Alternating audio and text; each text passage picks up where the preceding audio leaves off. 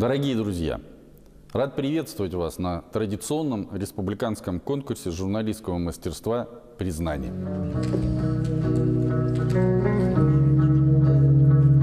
Всегда думал, это волнительный момент. Татьяна Терентьева, Коми, республиканский телевизионный канал. Браво! Твоя параллель, Алексей Рынков. Победитель! Владимир Шишкунас. Владимир Шишкунас. К сожалению, его нет. Так вот, надежно заклеенный номинант был, я его расклеил. Это оказалось информационное агентство «Бизнес-новости». На предыдущей должности я работал главой района. Я не скажу, что мне, наверное, было бы в тот момент приятно, потому что глава района отвечает за все. За дороги, за вывоз мусора, за канализацию.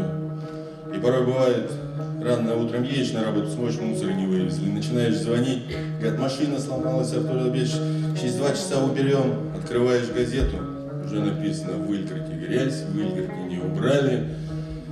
Уже какой-то журналист успел. И думаешь, ну, большой специалист, большой профессионал своего дела. Думаю, как я все-таки этих журналистов собрал бы всех скопом и по-дружески бы обнял, посидел, пообщался. Но если послушать Артура Альбертовича Рудольфа, то мне к этому зданию сегодня приближаться даже было нельзя. Но тем не менее, я совершил, не знаю, ошибку или не ошибку, подвиг, может и подвиг, да. Я его совершил, я здесь, поэтому я хочу поздравить вас с праздником профессионального мастерства. Каждый раз я говорю, может быть, одну и ту же фразу, что в вашем арсенале слово – это оружие. И здесь, наверное, и Хахалкина можно поддержать, что вы как снайперы.